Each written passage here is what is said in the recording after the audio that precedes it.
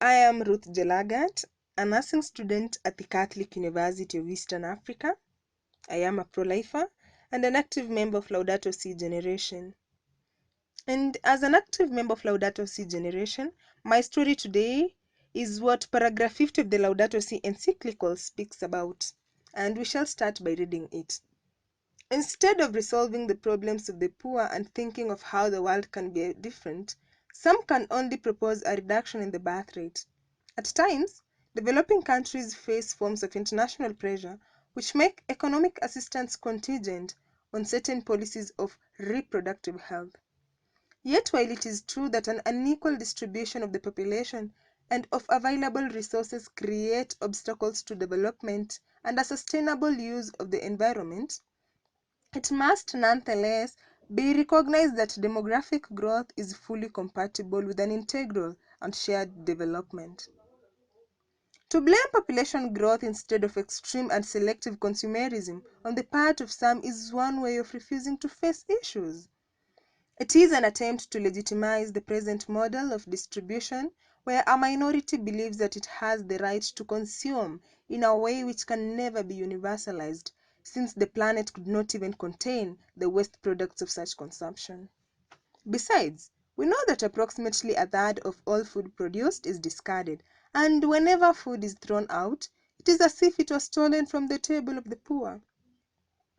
Still, attention needs to be paid to imbalances in population density on both national and global levels, since a rise in consumption would lead to complex regional situations as a result of the interplay between problems linked to environmental pollution, transport, waste treatment, loss of resources, and quality of life. Based on that paragraph, we as Prolife have realized that there are major organizations blaming the human population as the cause of environmental degradation and climate change. These organizations think that the solution is human population reduction. Such organizations actually go ahead to blame the poor. For instance, we have the IPPF, IPAS, and UNFPA, just to name but a few. These organizations comfortably distribute contraceptives and IUDs, but do not stretch a hand to feed the poor. The poor are vulnerable in the hands of the wealthy because those who enforce human population reduction majorly target the poor, and at the end of the day, the poor end up losing in both ends.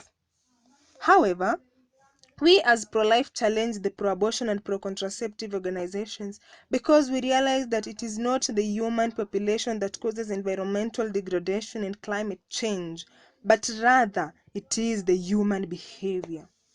We have managed to create awareness on the dangers of abortion and contraception through education, prayers, guidance, and counseling. Through our 40 Days for Life and March for Life advocacies, together with the government of Kenya, Maristop's Clinic, which is one of the providers of reproductive health options, which include abortion, has to file returns and reports on how they conduct their services to the Kenya Dentists and Medical Practitioners Board regularly. Also, as part of conserving our environment, we have adopted the culture of planting trees on our birthdays, thanks to birthday tree planting campaign. I am a nursing student, and in the near future, I hope that health science students are given an opportunity to learn about birth control measures that are consistent to human dignity, the same way pharmaceutical products are being taught. We, as pro-life youth, also would love that the natural processes of fertility are taught and embraced by the young people as a way of preparation for responsible parenthood. In conclusion, let me take you to paragraph 5 raised to 6 of the Laudato Si encyclical, which states that the destruction of human environment is extremely serious, not only because God has entrusted the world to us men and women, but because human life itself is a gift which must be defended from various forms of debasement. We may put more efforts in protecting the human life, but we also realize that the quality of life is at risk if we fail to take care of the environment and also embrace the natural processes of family planning that protect the human dignity. Because if we are able to embrace these, we will be able to eliminate the throwaway culture that Laudato Si condemns.